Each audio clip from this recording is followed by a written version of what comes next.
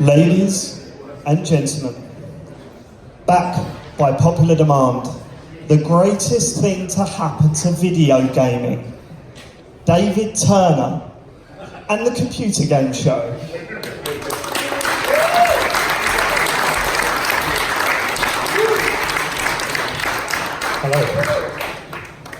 Hello, and welcome to the Computer Game Show. My name's David Turner. I'm here with Sean and Bell. That's the reaction you get these days. That's what happens. That's what happens when I'm no longer on the show. And Matt Murray. Hello. That's more like it. Didn't have to ask That's that. more like it. We're going to do our regular show as usual. At the end, we'll be doing a Q&A. So if you've got any questions, please keep them in mind and please ask. Because at EGX, went a bit sour, didn't it, Matt? That got awkward quickly. Went a bit sour. You got any more practical jokes up your sleeves, or? I flew an entire Anthem development team out here tonight, and James isn't here, so that's backfired massively. Well, let's get cracking then. Let's get straight onto feedback, shall we? Yeah, should we? I mean, do you have any feedback? I do have some feedback, yes. I mean, you haven't been on the show for I've not 2 been on the minutes. show since Christmas, so I literally have feedback on every show that I've not been on, Matt. Every show. Should I just go for it? It's all positive, yeah? Yeah, I mean, I'm sure. No? Oh, okay. That's a surprise. Episode 135. You're not going to do every episode. Yeah. Matt suddenly changed his opinion on Red Dead because of Giant Bomb. Now, I was about to say there, but no. What do you mean? Because of Giant Bomb? right, so throughout your playthrough of Red Dead Redemption, Yeah, James and myself great game. was saying, you're not playing it right, you're avoiding all of the side quests, you don't know what you're doing, you've rushed through the story, I you didn't know blitzed who the cook was, and you were going, Stuart, the cook. no, I understood, I knew Who it. cares about the cook? You listen to Giant Bomb, they say the same thing, and you went, actually, yeah, no, Giant Bomb had a point. What did they say? They said that you should play all the side missions to get the full It doesn't experience. matter. I didn't just side missions. It's a great game. Oh. It's an incredible game. But Okay, what else have episode we got? 136. A listener asked a two-part question. How did you meet and how did you get on the show? They didn't answer the second part because it would just remind them that I'm the reason they're on the show. I'll be honest, I haven't read these since writing them, so some of them might not make sense. Episode 137. How? Okay. Yeah, we'll stick with it. The lads talk about the plans the three of them have for Rezzed. I wasn't consulted and I think they've forgotten I'm going. You said you wanted to avoid everything about the show there. But not when I'm actually going to be on it. Well, it's awkward, isn't it? Episode 138. A listener asked, if we were given a free holiday, where would we go together? If we were offered a free holiday, James and Sean wouldn't be allowed to pick. James wants to take everyone to a place he constantly says is horrible, China, and Sean wants to go to the Lake District. A free holiday anywhere in the world. Yeah. The Lake District. Okay. On Earth, mate. You're not picking. Episode 139. Matt upset that EA are blaming the marketing department for underperforming titles. Matt said that you can only sell what you've been given. Matt, you work in marketing and have essentially said your whole industry is pointless. Well done. No, I just said it. They threw him under the bus. I can't believe you said that. What I'm was saying that? that. That's your job, Matt. Yeah, I know that, and luckily I didn't work on Anthem, but they did throw him under the bus. Let's have it. Oh, a bit of positivity now. Thank God.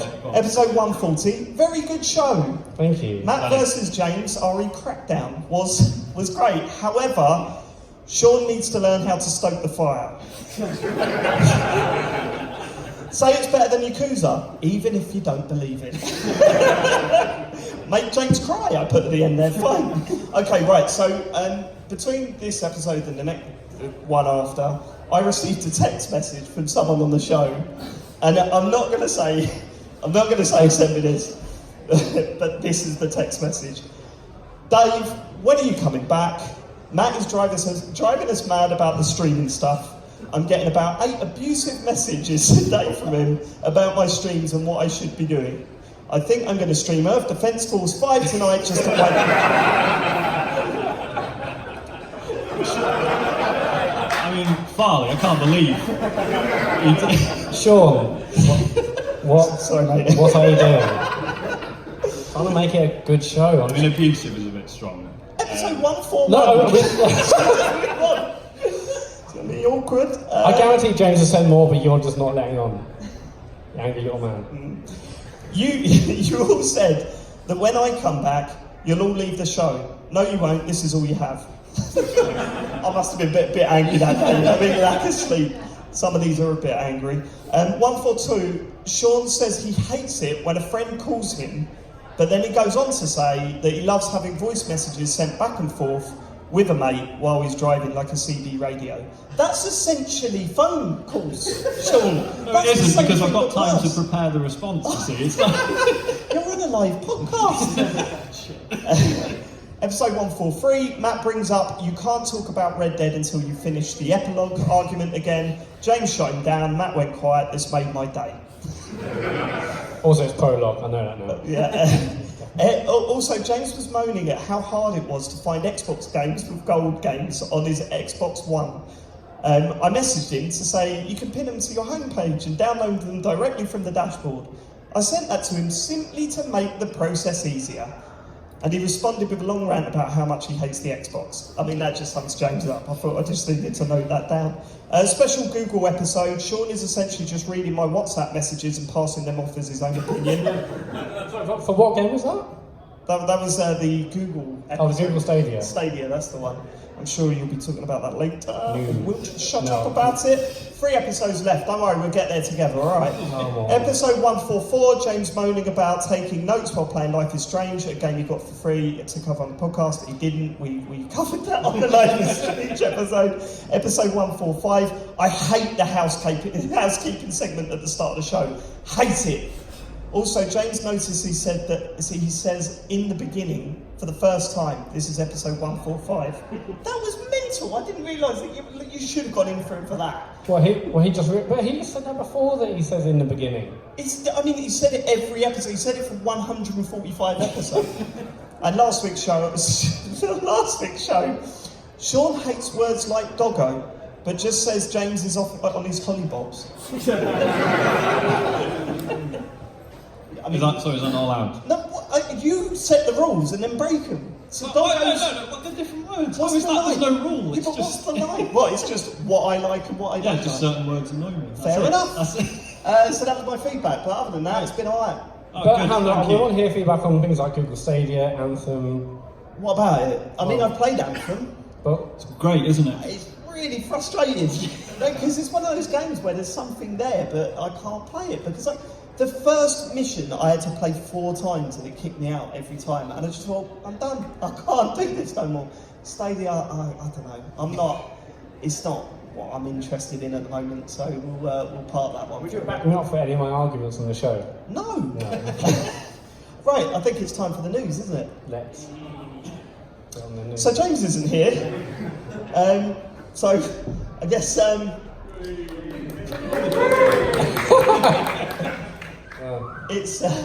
it's time for the news.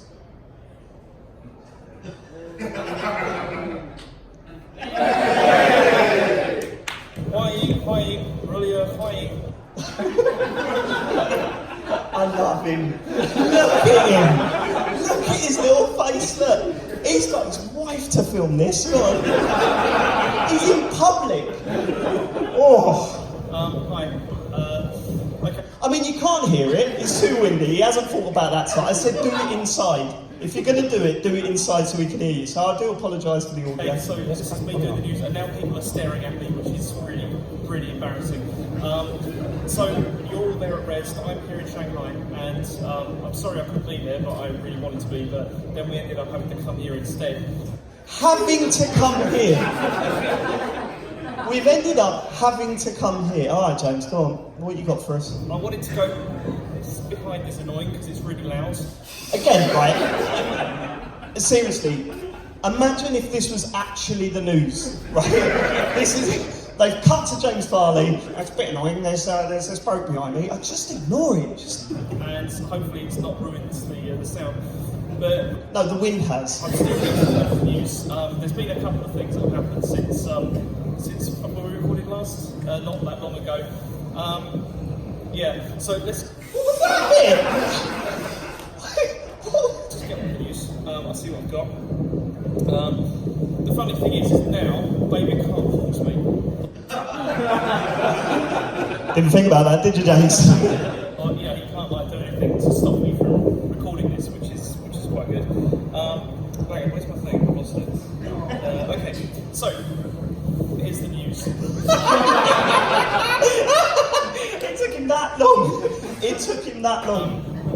So, first item, Tencent have launched a Wii game, what was it? Wii game store. I've got a guy standing right next to me staring. You've also got a party hat on by the looks of it, Jack. Which is really uncomfortable. So anyway, Tencent are launching their own game store to rival Steam and the Epic Game Store. So seeing as how they own like Riot Games and like a whole bunch of other developers, this is quite a big deal because it means that they really have the kind of the chops to sort of take on Steam. They've got like the financial muscle for that. I mean, obviously, I'm not happy about this because Tencent, that does mean censorship, that kind of thing. It's not great. But so what do you? I don't know where you are. You're probably over there or something like that. I'm not being funny, but he said you're probably over there. Like, I mean, he must know that there's not going to be anyone back here, right? So, right, Tencent, they're bringing their own store out. Everyone's doing this now, right? Yeah. But hang on, before that, just imagine I'd added this into the news.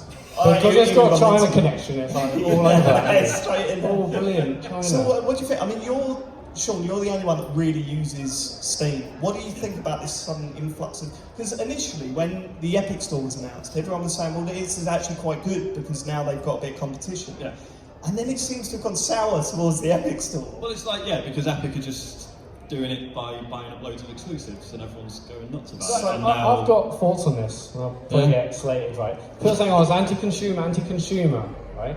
But isn't it just like PlayStation having an exclusive or Xbox having an exclusive? What's anti-consumer about this? Is it the fact that the Epic Game Store doesn't have a lot of the features that Steam does? Is that why it's anti-consumer? How is it actually anti-consumer? I think it's just more that, like, so even stuff that's available on Steam is often available elsewhere as well, whereas Epic seems to be really like, it's on Epic or it's that's it. But Like, it's really anti-consumer, I was like to put getting the knickers into this. well, I mean, obviously, like, PC players are used to having the choice, Yeah, aren't exactly, they? yeah, so it's just But that that they're not choice is used still to there. That's the only thing that I don't get. Why is it such a problem to go to several different stores? All right, it's one platform. But if you've got 5 stores to get, you just go to... What's the difference? But that's 5 different apps that have to load up on your PC every time you Is boot that it. it? Or you've got to go out of your way to do it. Is it just it's not the end of the PC world, but laziness? it's, yeah, I've got to go down to the start menu and choose the right... I suppose, yeah, I mean... But am I wrong? Is it anti-consumer? Anyone thinking kind of... There's a lot of... Who cares? Who cares? Yeah, okay, well, we'll move on. What do you think of this?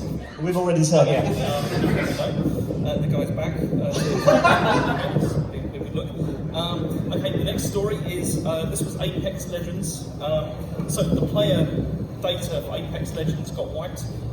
This isn't a great thing, obviously.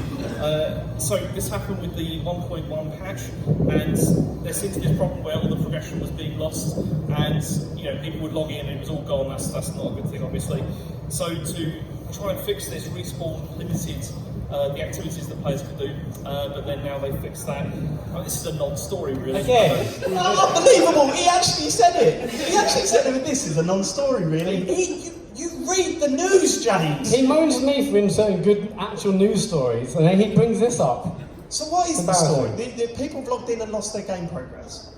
Yeah, Have they fixed hasn't it? it all been restored? Brilliant. Yeah, Story. But it's the kind of story that Matt would definitely have made me fit in or whatever. That's brilliant. He's actually mugging you off from China. It's embarrassing for him. To watch me doing this. This is the worst. I'd rather be there at Rezzed with you guys than doing this. This is really embarrassing.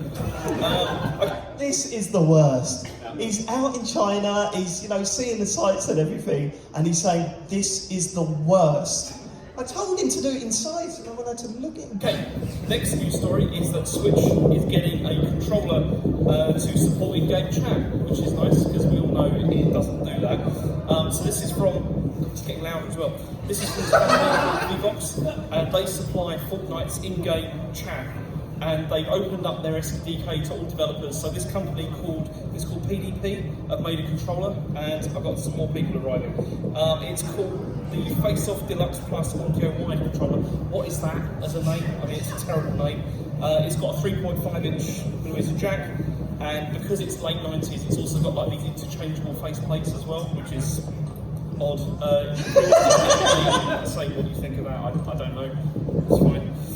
Right, so the story there is that there's a new pad, is there, for chat in what games with that? I think is it literally just Fortnite? Well, no, he's referring to the fact that it uses the same sort of technology that allows you to plug in 3.5mm headset into the current pad. But we've known this for a while with Nintendo's, that the ability has always been there to do voice chat, text chat, and it's just been switched off. Actually, sorry, you can't plug into the current pad. I was going to say, the technology in the yeah. So, anyway. I mean, would you have added this to the news, Matt? No, absolutely not. Absolutely not. But again, you know. Okay, this is the last bit of news that I'm going to say because this is really uncomfortable. So this is Nintendo Online. There's going to be 3 new games, 3 new NES games. I'm sure that you're all thrilled about this. And these are coming on the 10th of April.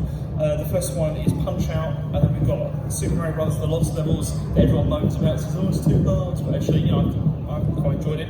And Star Soldier. So great, I guess. That's about it. So, Thanks what even was that story? They're bringing... There's 3 new games being added to Switch Online. Right, okay, It's thanks. just more NES games, so don't worry about it. Cheers, James, bringing the news straight from China. As I say, greetings from Shanghai, and yeah, I'm looking forward to be back on the pod. I hope you've had like a good time. Stop the camera. Stop it. Stop it. Ridiculous. See, I wanted to do this somewhere else, pretend like she's holding the camera now, but stop it. For fuck's sake. Stop it. Yeah. Anyway, I hope you're having a good time at Rezzed. I'm sure that by now David's already, or maybe he's about to tell you about, you know, the best game he's ever seen, and it's going to be totally amazing, you know, that kind of thing. I'm sure that Matt is trying to force everybody to play every single game so you can talk about it. And I wonder if Sean's found a game that he doesn't know exists, because you know, games.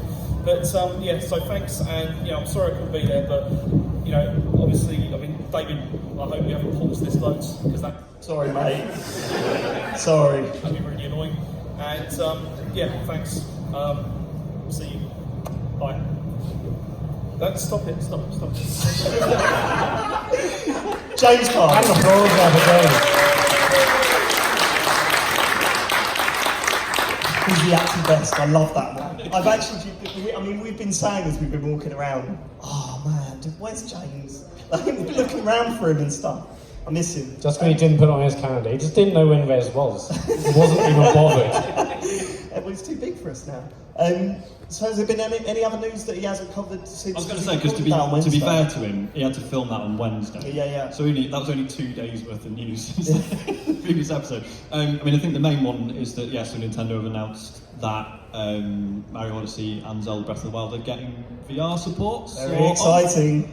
I don't really know how it's going to work. So with Mario Odyssey, it's like only certain bits of the game? Yeah, so there's two kingdoms, right? I think it's actually 2 or 3, Luncheon and a couple I thought it's just Luncheon and what was the other one? Anyone? The Hat. Captain. Oh, Captain. Right, okay. So when I saw this, I initially thought, surely they tried to get the Metro Kingdom in there. Surely. But we all know that out of all of the kingdoms, that's the ones that's a bit framey. Yeah. So maybe they were struggling to get that into the VR stuff. But what was interesting is the Zelda Breath of the Wild stuff. I mean, it looks like the full game can be played in VR. Yeah, I can't see anyone spending too much time on it though. I think we got the man over there. 30 frames a second, how's that going to work? Yeah. It's going to be Vom City straight away. I don't know if you've seen like how you're supposed to play it. Like you put the full Switch with Joy-Cons either side on, and then hold it up to your face. Like you're going to last about 5 minutes. No, I've got a feeling that we're going to actually see some third-party VR headsets to this because. You know, the thing with Labo is that usually you can't just buy a cardboard and play Labo, you need the game card. And it's presumably the same with the VR stuff, but now they're patching it into existing games that you do kind of think, maybe there's a chance there to get like a £3 headset for, Yeah. your Switch, and But- especially one, more importantly, one with a strap on that you can One with a strap on? keep on your... I wasn't going to say I don't anything. want to but- say that. Grow up, Matthew. One of the Labo kits does have a strap, I believe. Really? What, I've one got- of the... One of the VR ones, I think it does. Well, Otherwise, maybe it's a that's massive it elastic then. band. I don't know. How much are they though? £40? 40 quid, yeah. Isn't it 30 for the base one, and then there's all of the ones with the elephant and the bird and... I don't know. I mean, are either of you going to get this thing? Probably not. I mean, the answer is probably no. But Really? 'Cause I But, thought- but the Zelda Mario stuff does excite me, but I have to rebuy the games because I obviously sold them. Oh yeah, of course you did. It's Because I still finished played. them. Yeah, 'cause they're done. You didn't finish Mario. Finish Mario. I finished Mario. I literally finished Mario. It's part of the game, those shortcuts. It's still on your plate. Yes. Okay, so... Yeah, so I mean, I'm more tempted. I'd love to see what Zelda looks like and Mario. But Well, I mean, this is it, isn't it? I mean, no one's going to sit and play Zelda from start to finish in VR mode, but well, they will, because it's the internet, and there will be someone streaming the whole lot. But just to be in that world for like 5 minutes would just be unbelievable. Just you know? go for a walk. That'll be it. And then, like... Upgrade your glide armour. Glide off the mountain and then be sick, and then that'll be it.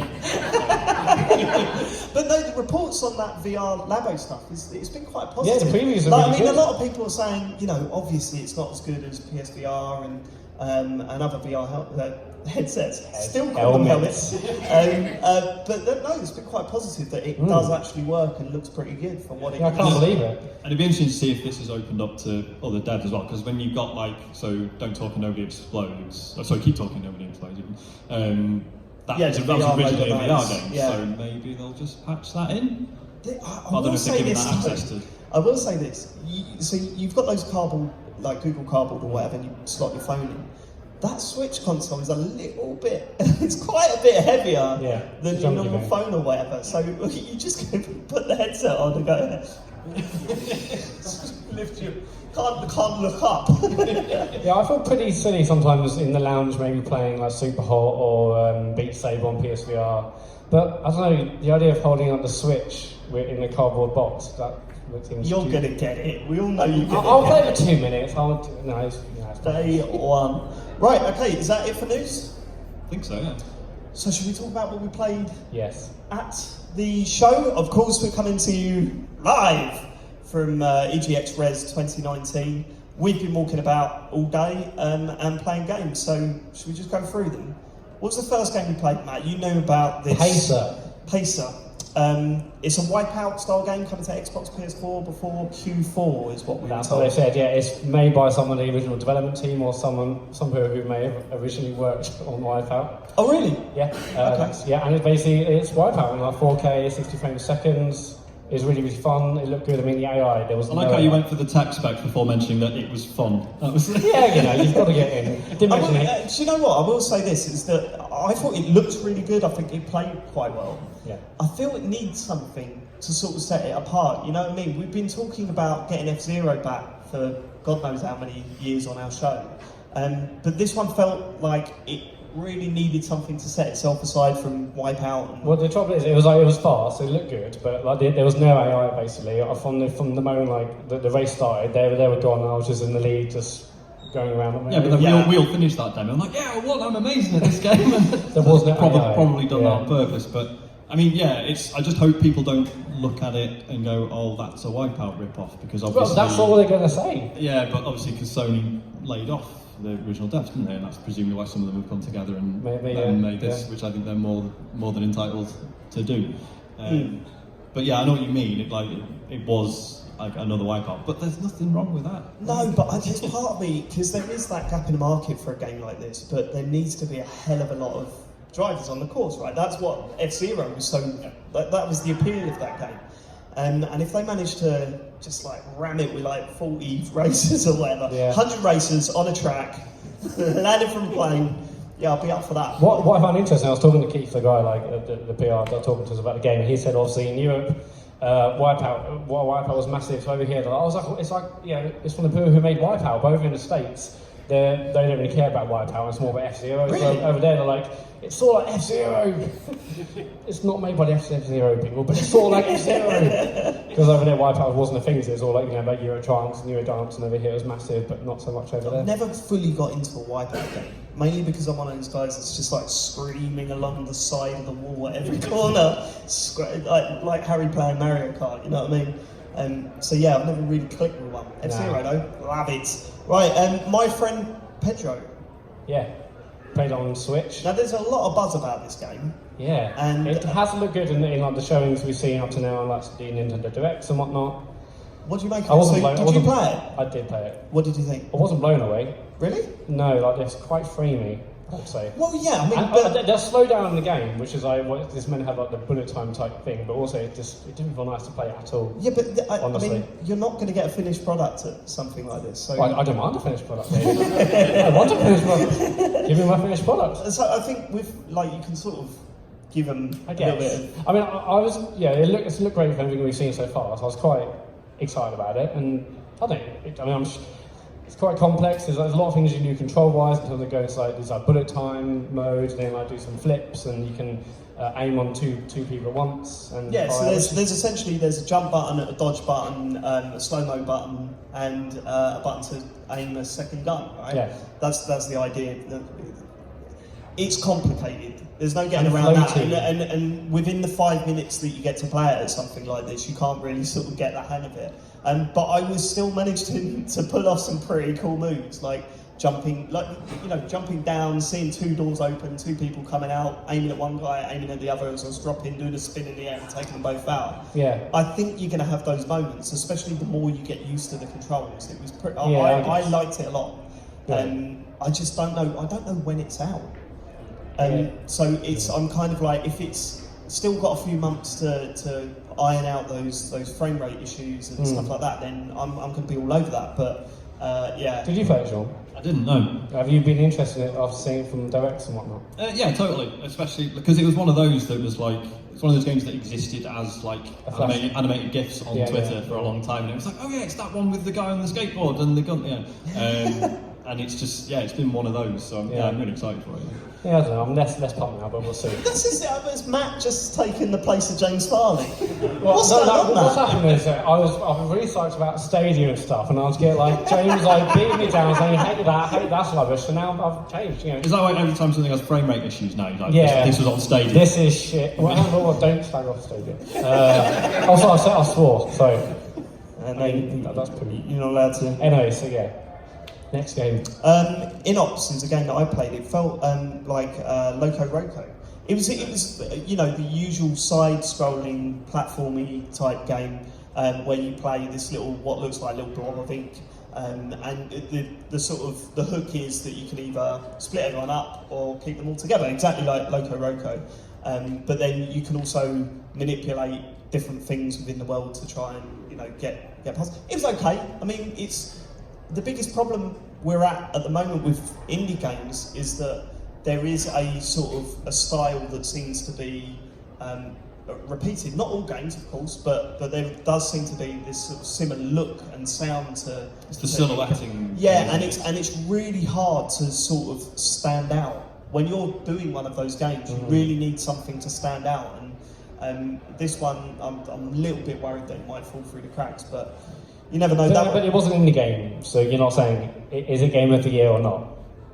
It's Game of the Year, boy. Don't you worry about that. Solid 10. Put it on the list. Sparklite was another game that I tried. It's very... I mean, it's Zelda. I don't know if you watched me play it. So you start off, and you're on a ship, and you've got this like little AI bot telling you what to do. And initially I thought it was something like Far Lone Tales, where you're controlling different, sort of maintaining a ship as you're going along. But soon enough, the ship just explodes, and then you land on this island, and it's very reminiscent of the old 2D Zelda games. But the movement was like, obviously we've advanced a lot since then. The movement felt fantastic, and I'm interested. It's going to take a lot to sort of win me over from that initial, hey, it's a bit like Zelda. But I think there might be something there, and it's one to keep an eye out. I played the Switch version, I think, and yeah, keep that in the back of the mind. Sparklite. Sorry. And then Sean and I stumbled across a game called Moments. Do you want to describe what this was? So this was like a real life table with some objects on it and some little boxes that you could put the objects on, and then there's a screen behind it, and when you move the objects onto or off of the blocks, things changed. But we were too stupid for this, weren't we? No, this is it, right? So we had an awkward moment. The dev, I assume, no, we were talking about the game and we're going, what do we do? Oh, we take the teddy bear off and we put the house on, and I mean, we sounded ridiculous anyway. But I looked over and the dev was sitting right next to us, and I'm thinking, right, okay, I don't think this game actually does anything. I don't think it's a game. I think you just put a bear on and a deer pops out on the screen, and that's it. But I didn't want to go, no, there must be something to this game. Because that dev's going to go, there isn't. You know, I didn't want to make it feel bad, right? So we're sitting there and we're trying all sorts of things, aren't we? And struggling, and I just went, Sean's not looking, let's just go. So we walked off. I looked back and there was other people playing it, completely different level. So, there was way more to it. We're just idiots. Because we were sort of very vocally trying to figure it out, thinking, well, the dev's sat right there, he's going to hear that we're struggling, and he's going to be like, oh, here's what you need to do, or like, just give us a pointer, and he just didn't. So one thing I've always been interested in is when you see something like this at an expo, you think, what are they getting out of it, really? Because this isn't going to come out on anything, it's just a thing at an expo. And I mean, we've played some of the best games that way, right? What's the... Barry Ball initially was just Expo only, and then that one with the loads of different colour buttons, do you remember that? Oh, Turn You On Your Teens. Yeah, so we've played stuff like that at expos like this, and it's been a brilliant experience. So on that side of things, it's great, but you just kind of think, what is this, like, what's the plan? So yeah, it was a bit weird, but I'm kind of glad we just checked it out. I'm glad there was actually a game behind it. I mean, it confirmed where was that, in the left field? That was in the left field section, which has been great. I mean, that's always good. If you're ever coming to Res, the left field section, you've got to visit, because there's all sorts of weird things there. It's quite hard to get on things because there's usually big controllers and a lot of people interested in what's going on. But yeah, I mean, that's where you got ahead in it. In fact, actually, I walked into the left field section and Sean was standing by the door and said, what are you doing here? This is my section. Unbelievable. Get out. After party, Matt. Yeah, so this is, it's been on a couple of Xbox Live ID shows, like they're 2.5 hour Xbox show. This is a game. It's a narrative adventure game where you play as these two people who've been sent to hell, and you basically have got to ultimately beat the devil in drinking games or out party the devil to get out of hell. Now the demo is only like 5 minutes, and it's not really Expo friendly, I would say. Was it text heavy? There's a lot of text to read, yeah. And so it wasn't terribly exciting for me or the people watching me play it. But you can play beer pong in the game, it's pretty cool. What does it look like? Like, what are you seeing? What am I seeing? Now, what am I seeing? It's all like 2D. Did you play this, Matt, or have no, you just seen I their names watched it on somewhere? YouTube. I watched the Xbox show again. It's like a 2D side-on. Really lovely art, but I can't really describe the art. But it's colours and that. It looks great. Colours is something. Colours and that. Really lovely art. Really sort of pithy language. Quite like witty and biting, like dialogue between the characters. And you can make drinks. There's like a big bar in the game, and as you make drinks and get hammered, that gives you more dialogue options with like other people you're engaging with. And there's one bit in the demo, you need to get into a party. To get into that party, you like drink more, and you get more dialogue options to be a bit more like pithy and a bit like let me in the party sort of thing. It's good. Yeah. It sounds like there's something there. Yeah, it's definitely. I mean, I'm definitely interested in the game when it comes out properly. But as an Xbox game, it wasn't terribly exciting. But it looks gorgeous, so I'd recommend. That's in the Xbox area. There's only one unit it's on, but yeah, I'll definitely recommend that. And you followed that up by playing a game called Rad. Rad, yes. Did you play it, Sean? I didn't know. I am excited about it. Yeah. Why is that? Because for one The thing, title? the title helps. I mean, it's from Double Fine, and I'll play anything. Right, okay. I've got such little things to say about this game. It doesn't stop you. You're in these like it's all like top-down-ish 3D levels where the camera follows you around, and there's other enemies to hit, and you hit them and they die. And I couldn't really work out what the point was. And basically it's like the level keeps regenerating, I believe, because every time you die it's like, this is your time to run, how long you survive. But I just killed loads of enemies and then died and killed loads of enemies. This is the point actually when they announced their Xbox, their show. Right. And then actually, it was the PlayStation one, wasn't it? Yeah, PlayStation Direct. I was like, this is just no. And it's on Nintendo Direct, I think. Was it? Oh god, I'm getting confused then. Yeah, it's all the same. Yeah, it did nothing for me. But you say you saw it, it looks alright. Well, yeah, from what I saw. So did you not do? Because the whole point is that your character mutates as you go. Did that not happen? So after getting hit a few times on, my brain basically popped out and had a different weapon. Right. Your brain pops out. My brain popped out, and then I can fire projectiles at other enemies from a distance. Yeah, that sounds great. Yeah, so What has happened to you? it just didn't do anything for me. I hate everything now. I flipped the script. You contradict me. Yeah, Ev, you should play it. Let me know what you think. Knights and Bikes. Oh, so we both played this in co-op. This was a weird one. So do you know anything about this? I don't know anything. So this was a big Kickstarter success. Right. It was only about a year or two I've ago. never even heard of it. But it was one of these where basically there was a trailer for it and the art style was amazing. So everyone funded it without really knowing whether it's going to be any good or not. Right. And everyone's a bit like, has everyone just been brought in by the art style and maybe that's all it's going to have going for it?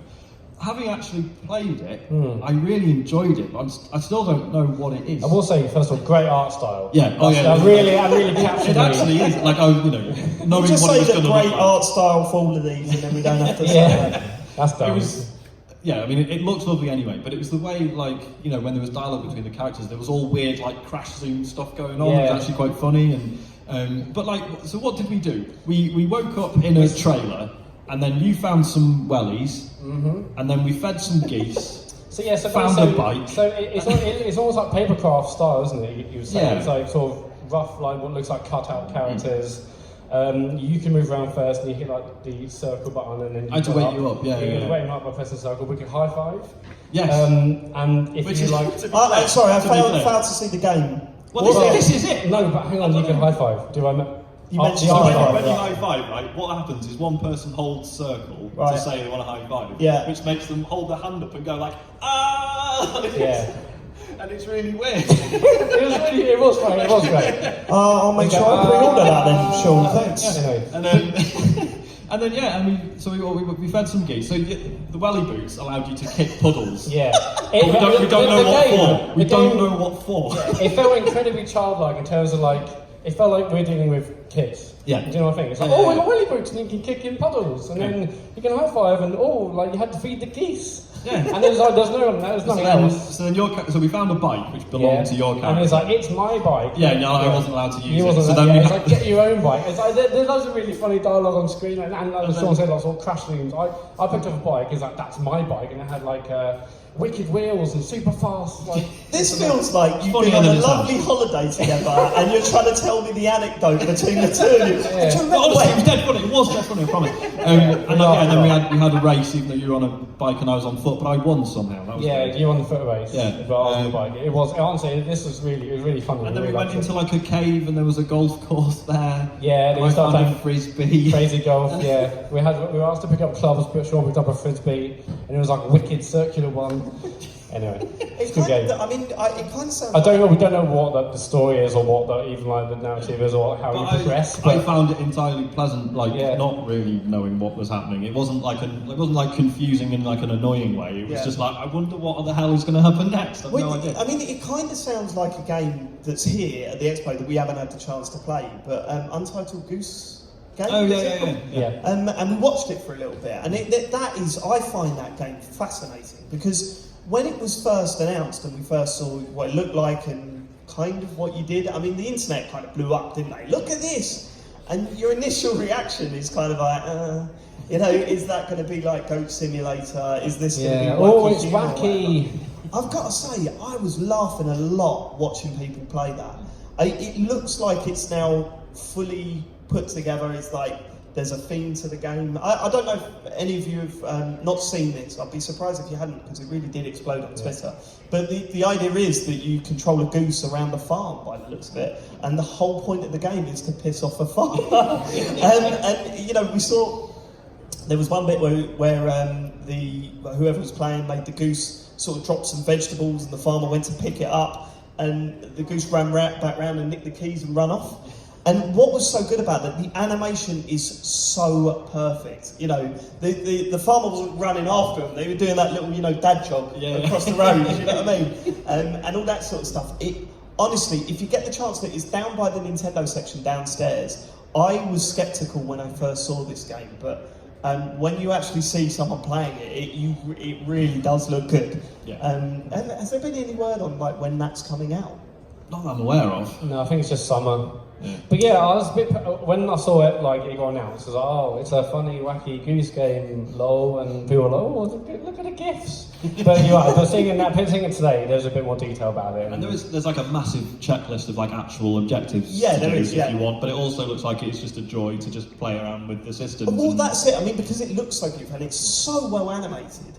Like I'm gonna have to get that. It looks pretty good. I was quite surprised actually. So if you saw that and thought, oh great, yeah, another wacky game, just check it out downstairs. Watch someone play it for 10 minutes because it is pretty damn funny. I've got Snooker 19 written down. Hey, game of the show. Right, anyone? It's in the Xbox area. There's only one unit. I can't believe it. Why doesn't this have its own stand? Snooker 19. Where is it? It's in the Xbox area. Why are you so excited about it? I was at age 16, imagine me, 16-year-old Matt Murray. I can't. I actually don't. It's not exactly as you do now, just a little bit smaller. I had some hair then. 16-year-old Matt Murray, come home from being a wicked cool dude at college. / Games Workshop. Me, I thought I had like 8 loads of rich tea biscuits, listened to Deftones, did some coding, and then... Do you know what, the Deftones, they think, I hope people listen to our music while eating rich tea biscuits. And basically it's like virtual pool every night. I absolutely love virtual pool. You weren't a Jimmy White's Whirlwind Snooker I tried that, of course, but virtual pool till I die. I'll play it on my phone a lot anyway. I love that stuff. And I was really annoyed actually. I went in to go in and play. At first there was like someone playing it, which is annoying. Second time, I couldn't actually get on, not because anyone was playing it, because people had put their bags on the stools. And it was being used as like a storage area. I'm like, I don't know, there's like a demo of people playing Gang Beasts, of course, because they play every game. It's like, show some respect! Yeah, and there's a demo of like another game next door, and I was like, I was trying to squeeze past, and they thought I was trying to squeeze past the demo. I was like, no, I actually want to play a snooker game. Sorting life out. What are you doing playing that easy stuff? The dev sitting next to it, just going. Yeah. No, you want to do what? It was. You want to? Yeah. Yeah, of course, yeah. No, it was Steve Davies. Yeah, Steve Davies, but if you like a snooker, it's really realistic. Like in terms of it's got commentary, it's got it's got commentary. It looks like it does on TV.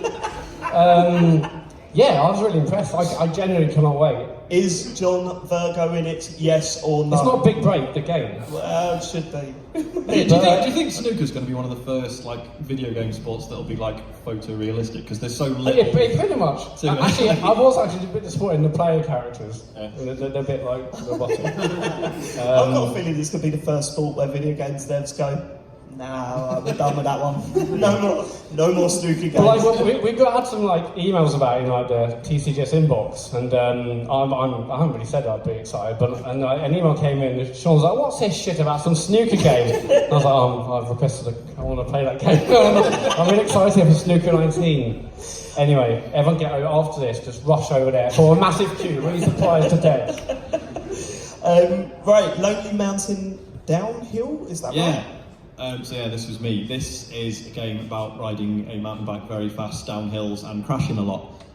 It's really good. It's one of those where, literally your controls are, steer the bike, accelerate, brake, and then you have a sprint button. Right. And it's all just about getting to the bottom without crashing, which it turns out is really hard. Yeah. Yeah, that is hard. Well, I've not slept for 3 months, so it's just catching up on me now. No, so I've seen videos of this, and I really wanted to play it today, but I couldn't find it.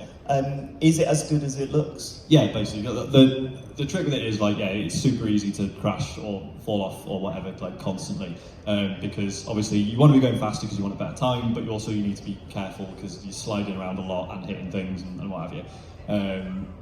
But like, it's one of these games where it's like it's got a sense of like the second that it knows you're getting a bit too confident, that's it, you're off. Like, it knows, I swear to God. It's all like physics. It's all about physics. And yeah. And it's like occasionally there's like jumps, which means like you have to be at a certain speed in order to hit them. That might actually make it. So you've got to keep your speed up. But I suppose like it's quite, because it's all just time trials. You're not like racing against other people. So it's a lot like a rally game in a lot of ways, in that it's all about, well, I could just go full pelt, but I will definitely crash and Can you pop a sick wheelie? I didn't figure out how to. Can you do an endo? I don't think so, no. I know what those ones are. That's not planned it. But yeah, so like a lot of trial and error. There's like the camera's like a sort of angled, sort of top-down thing. So you sort of go in all different directions. So there are bits where it's not entirely clear, but then it's great because sometimes there are jumps where like it's a bit of a leap of faith, and you get to the edge of the jump and you just stop because you're like, can't make it. I'm not doing it. And you stop and you're like, I've got to cycle back up a bit and then down again. Just go on a nice little cycle ride around the countryside. But then when you do actually nail it, it is properly exhilarating. So yeah, nice. Really enjoyed that. What's that on? I don't know. I mean, the demo in it, it's in the Xbox bit. Other than that, I don't know. Is it coming out on Stadia? Yes or no? I don't know, man. I think it's a bit too fast paced. Stadia can handle that. Okay, I'll wait for Stadia. Is it coming out on Stadia? Is it coming out on Switch? Am I right, everyone? He asked. He said that to Dev. Is it coming out on Stadia? When's it coming out on Stadia? The new when's it coming out on Switch? And he looked at him and went, no. Now we've been told to mind our language, but the next game I don't know how to talk about without. It's called Void Bastards. I think we can say it. Void Bastards. Ooh, don't like that. That's a swear word. Security. Void Bastards. Don't repeat it. So what is it? I've heard this name being bandied about a lot, but I don't know anything about it reminds me a little bit of FTL in a way, in that basically you're on a ship and you're flying like across a map, but you, rather than just flying across space, you're flying between like other like derelict ships that have been like just floating around.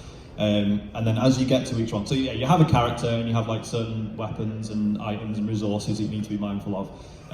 So basically you're going between these ships and you're pillaging them as you go. So each ship it's like a first-person shooter. Right. So basically each one you're going in, it like gives you sort of a rough idea of like what enemies you're going to find, any hints as to like certain items or whatever that you might find there. So if you know you're low on a certain resource, you can be like, right, well, hang on, this ship's got a boss on it, but it's got fuel and I need fuel. So and it's sort of just assessing the. You just seemed a bit irritated by that. I'm sorry. And it's just really interesting, really good fun. Like, so all the ships are like procedurally generated, right. And then there are some where like the lights don't work, so you might have to like look at the map of the ship and be like, right, well, that's where the power core is. So first, I've got to make a beeline for that, just get the power back on, and then explore from there. Is there any like guidance? Is there any sort of you should do this? Not that I saw. It was pretty freeform. Maybe that's just because it's a demo. I don't know. But yeah, I really enjoyed it. It's got really nice. It's cell shaded, which is nothing new, but it's really nicely done here. It looks proper nice. So but this is like 4-player co-op shooter, isn't it? Or am I getting? No, it's a single player as far as I'm aware. Yeah. Properly enjoyed it. Nice. I mean, the only other game that I've got that you guys haven't played, because we'll get onto the main talking point in a bit, it's what was it called? Radical Rabbit Stew puzzle game is what I've written down here. It's called Radical Rabbit Stew, and just to say right at the start, someone from Cane & Rinse, Josh Garrity, is doing the PR for this game. So why are we talking about it? Well, I get to slag it off, don't I? No, it's a pretty cool idea. I do like compact one-screen puzzle games that have a little bit of timing and skill behind it as well. And this is what this is. You play as a chef, and essentially you're in this sort of puzzle that's filled with corridors or whatever, and there's just rabbits running at you, and you've got to whack them with your big wooden spoon. And if you get it right, they fly off into a pot and then they boil. So, Can I just say, just a couple of episodes ago, we did talk about me having pet rabbits who are both dead. So thanks for bringing that up again. Well, they're in a stew now, Sean, I'm afraid. No, so I mean, it's just got that general feeling, and I suppose we haven't seen them on consoles regularly recently, because they've sort of moved over to that mobile space, haven't they? Those single shot, this is a puzzle, work it out. And I'm hoping we see that come back more to, especially to Switch, and I think we will, because we're starting to see it again. And it ramps up really quickly, and there's a lot of aiming the rabbit in the right direction. Are they going to hit certain bumpers to get round to the pot? If you can make mistakes in the game, just so no, you've got to do that again. And there's also boss battles. So I was quite surprised by how much they've sort of put into this one initial idea. And it's one to keep your eye out of it. I mean, it's not out until next year, so there's a lot of time to work on it. But it's quite polished from what I played. So there's tons of different level states. Oh god, yeah. I mean, I must have played 10 levels worth, and within those 10 levels, it was constantly chucking new things to sort of change the way you were supposed to complete the level. So, I mean, it was interesting. It's just, it's so far away, you can't really sort of commit to any sort of opinion until you get closer to release date. Right, are we going to talk about our game of the show? Well, I have talked about Snooker. The snooker game is covered. We can go, it's fine. Our collective game. Oh, okay, yeah. Second best game of the show. Heave Ho. Yeah. Who's played Heave Ho here? Who got on it? Put your hands up. Very few of you, right. Okay. So it's in the Devolver Digital section. Sean, you explain what it is, because you probably do it better than I would. So, it's like 2D co-op platformer, I guess, but you don't do any jumping. It's just, did I say 2 players? 4 players. And each character is basically like a head with 2 little arms sticking out. And you can move the arms around and you can grab stuff. It's like half of Mount Your Friends. Yeah. So you can do the arms, you can't do the legs, because there are no legs. And it's all about, so you grab in onto other people or onto bits of scenery and stuff, and trying to get to everyone's got to reach a goal at the end.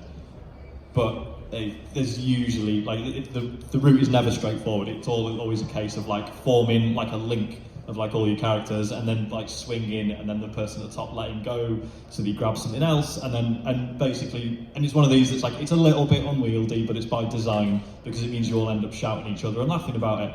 And it was great. It doesn't help when you've got the man with the worst timing in the world. We go, okay, Matt, when we come swinging back round now, let go. All of a sudden, we're flipping back the other way. It was unbelievable. To be fair, was it you let go of the wrong hand? It was me, yes, that was me. We haven't said, but you're basically, each trigger corresponds to a certain hand, so you've got to look about what your head of arms, what direction it is. So it was let go of the left hand to drop down to grab with the right hand, and there are some cool heroic moments where you might fling all of you might fling across, and one of you has to grab with a certain hand to hold on to the scenery. It's now we played 3 levels, 2 levels? 2, I think, yeah. And what I liked about this the most is that they've clearly thought about not what the challenge is to get to the end of the level, but how people are likely to make mistakes. So there was this one level where we were all in a row, we were all dangling down and we're swinging back and forth, and there was a box on the other side. So the idea was you get your momentum going, you let go, all of you go as a group, the other one grabs hold of the box. But what they also did was put some spikes the other side of the box. So we'd made this move, grabbed on and thought, yes, we've done it! But then it was like in slow motion, wasn't it? Everyone swung round to the other side of the box and it just exploded all of our characters. The main thing is, what I liked about this most, and these games are always hard to properly recommend because it depends how many times you can get together with a group of friends. It feels like the way Sean and James describes their time with snipper clips at an expo, where there was a crowd sort of forming behind us, and then suddenly the laughter as we were making mistakes. There'd be a moment where we'd be swinging and then one would just accidentally let go and then just roll off the screen. So, I mean, I don't know how long the expo's open for. Today. After this. Today. No, I mean that tonight. But if you can get 4 of you together, definitely give it a go, because it's easily been the most fun that I've had on a game. Yeah, some really funny moments when we made it or didn't make it, and maybe only one of us would make it, and then that person had to hold on and wait for the others to catch up. Yeah, brilliant fun. But we don't know if it's online play, do we? Well, we don't know anything about I assume not. it, really. Yeah, I mean, you're saying it's available on Switch, right? Yeah. And it's do, perfect. Well, I say it's perfect for that. It's a lot of shoulder button stuff, and that's not great for a That's single true, yeah. Joy-Con, but it's doable. But yeah, I mean, we've got to, at some point, get together and play that, because I just had so much fun in the 10-15 minutes we played it. And that's our list, gentlemen. That's everything we played at the Expo. So I guess it's time for questions. Questions from the audience. What should we do? Should we just get people shout them out, and then there is a roving microphone. I mean, do you want me to go out there? It looks like you're doing it. We'll give someone a mic. We're pretty comfy on this. I don't actually got a question. We've got questions. Well, let's give them the mic and we'll pass the mic round. Right, okay, The mic fine. will roam, Let's not do us. that. Who's first? So, seems as though he's not here. Are you Alright, Paul's doing it. Cheers, mate. are you able to finally tell us what James said on the bus? Oh, yeah! What a time. Oh my god, that is so tempting. You can edit out the video, you want though. Isn't it? It's like an actual career ender, right?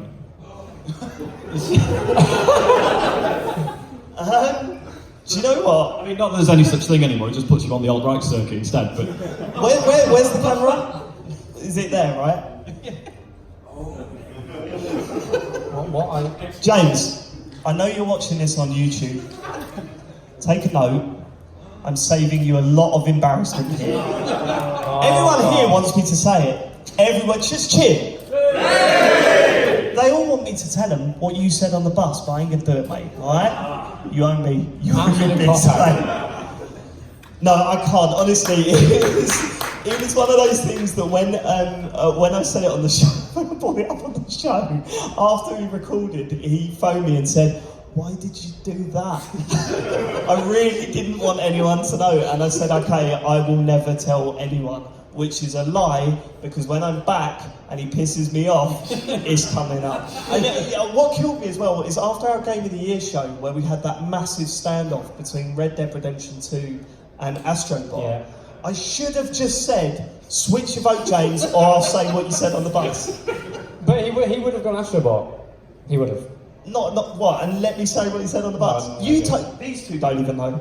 I swear to God. that's these how I two know don't. it's really bad, because that means you know it will lower our opinion of it. No. It's nothing like that. It's just something that it's just against James' personality. It could destroy our relationship. So sorry about that, but I'm going to hold that secret so I can get something out of him later date. Thank you. Next, anyone else have a question? Afternoon, gentlemen. Hello. Hello. Oodles. Hey, TCGS Discord. Oodles in the house. This is a bit. I had a question, but I'm going for this one instead. So, with Matt saying that he's really into snooker games, like his secret passion.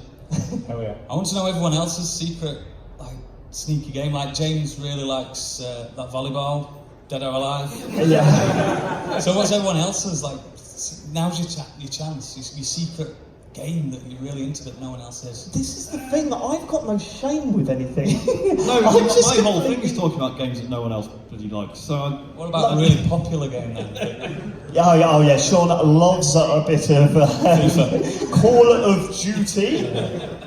Fortnite, massive into his Fortnite. Prince Harry's furious. I don't know, I genuinely haven't got a game that I haven't spoken about on the show or kept to myself that I've out and out enjoyed. There's been no, I mean, Dark Souls would have been the one, because for years and years and years on podcasts I've been saying I don't like fantasy stuff, I hate RPGs, and there I am absolutely loving Dark Souls, but I got to that straight away and said I was completely wrong about that game. I mean, the day that I sincerely enjoy an Assassin's Creed game other than Black Flag, none of you are going to hear about it. It's never going to come. I think for you, Sean, you're going to be streaming FIFA soon. And what happens if you're sitting there and you're supposed to be there going, oh, I'm hating this, but then suddenly you saw a belter from outside the area and you're like, I understand now, the adrenaline. Oh my God. Next thing you know, he's got a scarf. He's there. Oh, boys. But Sean, you know, like the next Assassin's Creed rumoured to be like Norse mythology. Oh yeah. So I have like the ship stuff from Black Flag and. Oh, is it? Okay. Yeah, If that's back in, I'm potentially interested. Although, funnily enough, I was talking about this the other day. So I signed up for Humble Monthly. I think I mentioned it on the previous show. So this month it's Assassin's Creed Odyssey. So I'll give it a go. Oh, wow, and this continues the streak of me owning like every Assassin's Creed game, despite not liking like hardly any of them. Speaking of James, I don't know if you remember this, but about a year and a half ago, he turned around to us and said, I'll tell you this, I'm a massive fan of a certain series, and I've never told you what series. Yeah. And we went, well, what is it? And he said, I'm not going to tell you. One day I'll tell you. And I only remembered that a few months ago, and I thought, I really want to know it now. There is something up James's sleeve that he has not let us see. I'm sure I'll rephrase that. Next question. Anyone? At the front. Cheers, guys. A bit more of a serious one. You seem to have massively upscaled your output since Dave's disappeared. So I was just going to ask, what's next? What have you guys got in mind for the rest of the year, lined up, all that sort of stuff? Let's just get out. Wait. Are you asking what's next or what Matt thinks is next? I think they're two wildly different things. Dave was holding us back. You know, basically the day for a reason. The first day of the new regime with you gone, we had Sean Layden retweeting us, all sorts of Game of the Year Astrobot tweet that blew up. Right. Yeah, and then since then it's just gone up since then. Has it? Yeah, pretty much. I mean, in terms of increasing the output, obviously we lost some quality, so we've got to make up for it with quantity, haven't we? That's the Sean. He knows. The boy knows. And the thing that got me is when I saw your schedule, after I'd left, I saw the schedule come out. I just thought, James and Sean. I really felt sorry for him. It was a group. I mean, I asked, and then they both agreed. Do you know it's what? fine. Everyone's happy. Do you know what weirded me out? I didn't force them. Soon I mean, to be fair, you say you asked. The question wasn't, do you want to do a stream? It's, what night could you? I did. Well, the thing that interests me after I left, within 2 shows, Matt was calling himself the CEO of the podcast. I'm more of a CEO of the podcast. I thought, no, you're more of the substitute teacher. No one really takes you seriously. Everyone's waiting for the real one to come. Definitely CEO level then. Admin, as you call it, on your effing Shenmue stream. The admin.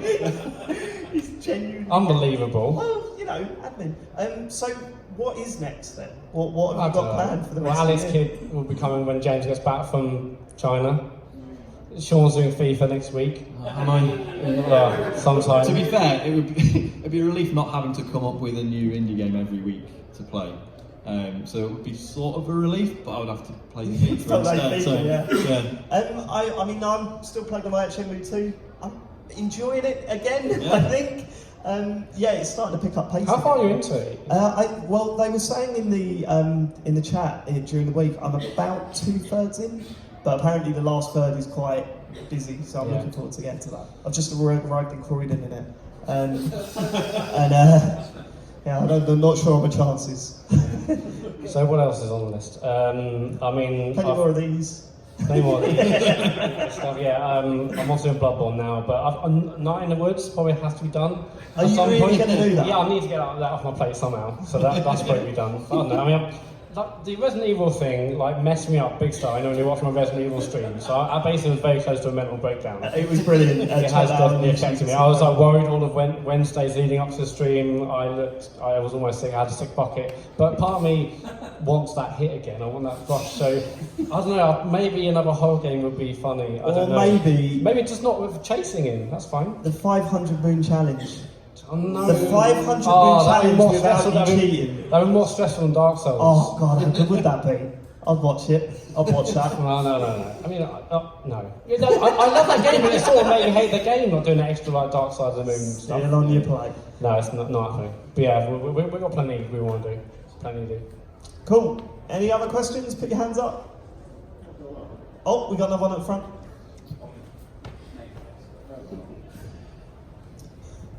Going back to your news news question about Tencent adding a new store. Yeah. Do you think having multiple stores is a benefit or detrimental to game prices or anything? And also, now everything seems to be going digital. Do you think that having Nintendo and Microsoft having a monopoly on their digital sales is going to be a good or bad thing? Yeah. I mean, we spoke about the PC side of things, Yeah. and I think ultimately, I mean, it is going to benefit to some extent, isn't it? Because they are going to be competing in terms of prices, and I think there is a benefit to that.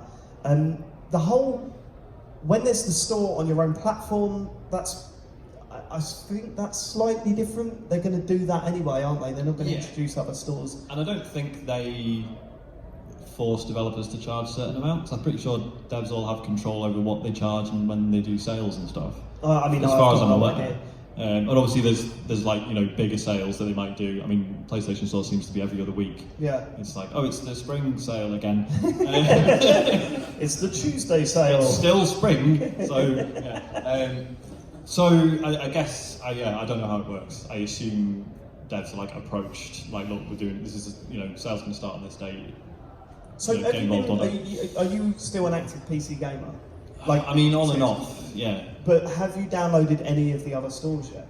I've got the Epic one because Because Such a of Fortnite Fortnite. fan. Yeah, Fortnite. yeah, no, because they gave away Subnautica, and I installed it. I'm like, yeah, I'll get Subnautica for free because I really want to play that. They got And you there, then they done you there, didn't They they? did, especially so because I then forgot to actually claim the game, and then it rolled over to the next month, and that's it. So I've now got the software on my PC for no reason.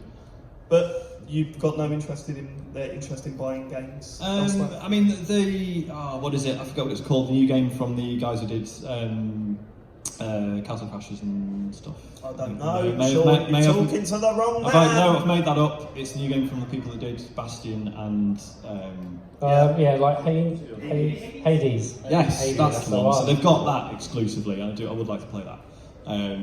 But I just. So it's working then. I mean, if they can get you into the ecosystem and you are okay having 2 or 3 launches on it, then I think it is a benefit. Well, this is the thing, right? Because I know it sounds really petty, like, oh, I've got to have like 3 different apps launching when I, turn my PC on, i.e., 3 launching and then I close the 2 that I'm not using. That, because if you don't have them start, so I've got the Twitch one and I've set that to not, because you get free games through Twitch Prime and stuff, and I've set that to not start up when I turn my laptop on. And as a result, I've never used it. Is there actually a Twitch store? Yeah. Well, I don't know if it's a store, if it's an app that you have to use if you want to play the stuff you've played through Twitch Prime. So as a result, I've got the Messenger through that, which I really want to play, but I just forget it's there because I never load the Twitch app up. How long before there's a third-party launcher that can pick Covers the up lot. the games from all the stores, and that's the one that you I like? guess that relies on the individual stores opening up certain APIs and stuff, which I guess they won't, because then there's already a kerfuffle over. So Epic was using Steam data for copying friends lists over. Oh, really? Yeah, and Steam shut that down because I'm not doing it. So they're aware of these things. I mean, it's a bit of drama, isn't it? Yeah. The only issue that James put forward about the Tencent stuff was obviously they're likely to buckle to censorship, and would they enforce that on the games that they're selling? I don't think they can with Steam and the Epic stores out there. But it does. I mean, he's always concerned about that sort of stuff. So it'd be interesting to see how that pans out. Yeah, for sure. More stores, more choice. That's good. Yeah, I know. I'm not a PC gamer, so when I've seen the sort of backlash towards this sort of stuff, I haven't understood it. But then I've not gone out there moaning about nothing either, because I'm not in that world, so I don't really know what the problem is. I don't understand it, so they might have a point. But what you're saying, Sean, maybe not. Yeah, I mean, there's no. It's not like I've loaded up the Epic Store and gone, oh my god, this is so much better than Steam. I mean, to be fair, it doesn't have like anime tip games on it yet, so that's something. That's a bad thing. Then. That's a bad thing. So I don't have to like open up and be like, oh, for God's sake. Why did I buy that? But I mean, beyond that, so the competition argument sort of falls over when you. Until we get to a point where it's like, well, actually, now Valve have done this with Steam in response to Epic doing something good. Like, that's not really happened yet. So that competition element hasn't really come into play yet. But it will. Like, it will make hopefully. Valve's offering better, and maybe it'll change like revenue for developers and stuff. Have they been reacting already? Like, a Valve sort of gone. I mean, right, there's going to be a redesign profile page, but I don't. Oh, brilliant! I might look at that for the first time. That was sarcasm. That's Sean's sarcasm there, just pouring out on the stage. Okay. I think we might be done. Anyone else? Just a real quick one. Oh, there's another quick one. Yeah, go for it. We're back. When are you coming back, Dave? Are you that desperate for him to come back? Yes. Thanks, mate. Get out. Just get out. I don't know. Charlie's been a bit of a nightmare of the evenings, and then recently he's been okay. The problem is I live in a 2-bedroom masonette with a wife and 2 children, which means I can't be like these guys and just go off to a spare room and record an episode. So literally, when I want to record an episode, I'm kicking everyone out. Yeah. Haven't you got like a 6-month exclusivity with like cranky gamers anyway? Aren't you going over there? Wasn't that the agreement? We haven't announced that yet. I don't know. I want to take at least a year off, I think. I mean, it would be weird if I come back just before the Game of the Year episode. Yeah. And not only that, I'm finding it really hard to play stuff at the moment. I'm currently on the Division 2. I'm trying to wire it through, but that game is like night owl. I load it up at 10 o'clock and literally by 10:30 twice now I've fallen asleep at the pad while playing. Oh wow.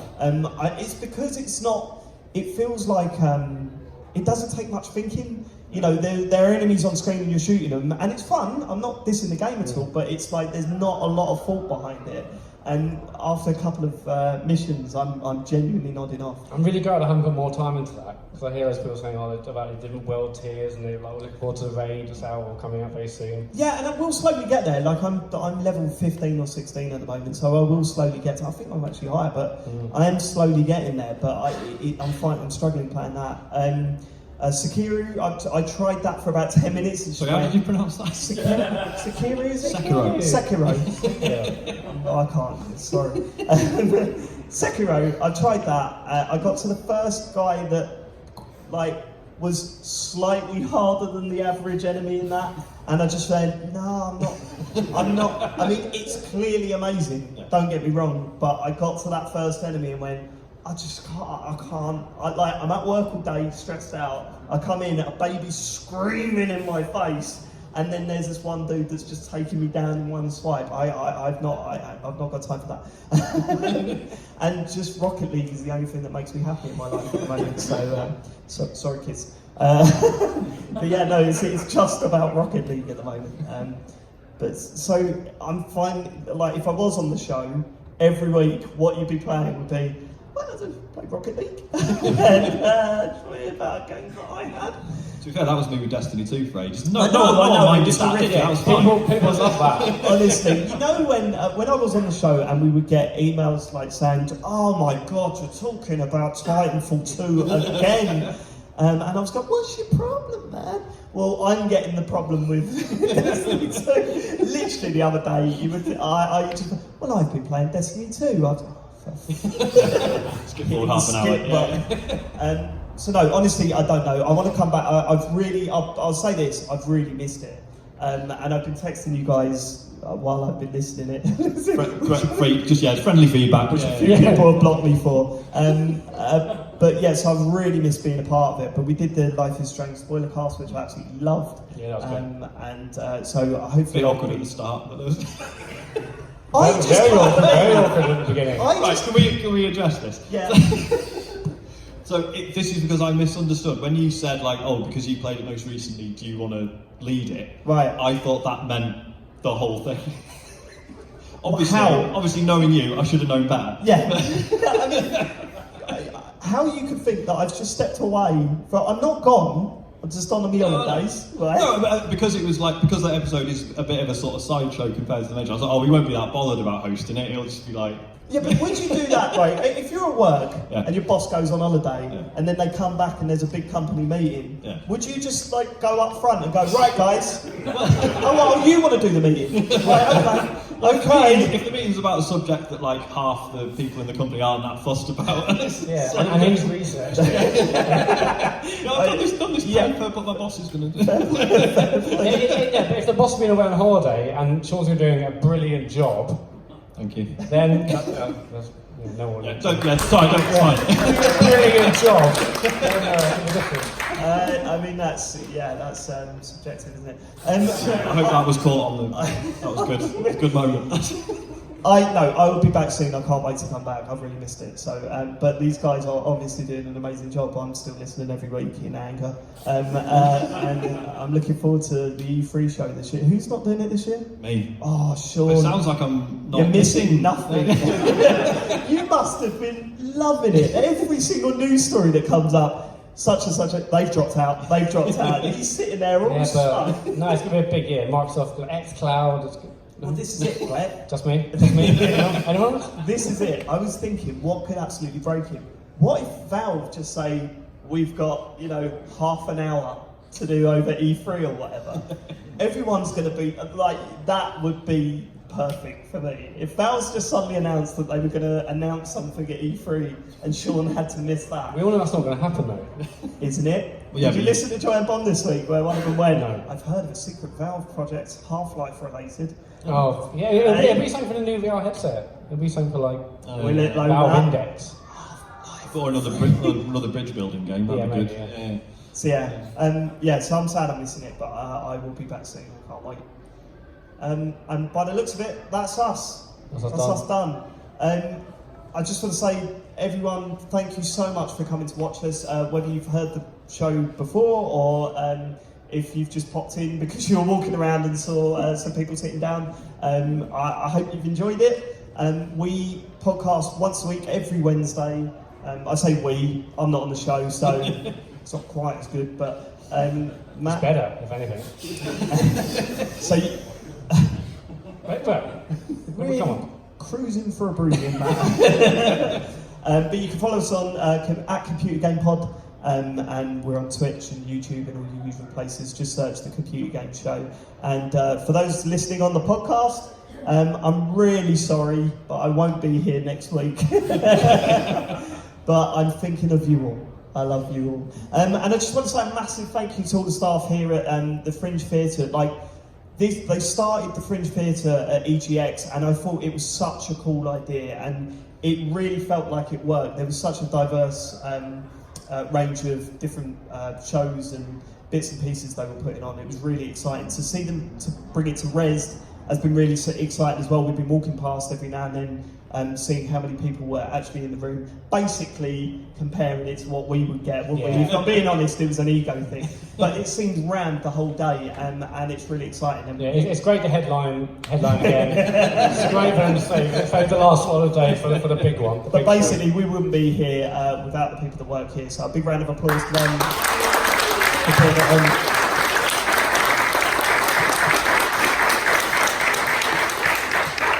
And well, that's it. Thanks for living it, Sean. Thanks for living it. Because I will not let you say that on a podcast that I'm on. That's fine. All I have to Do it, say it. We actually do it. Thank you for letting us be natural.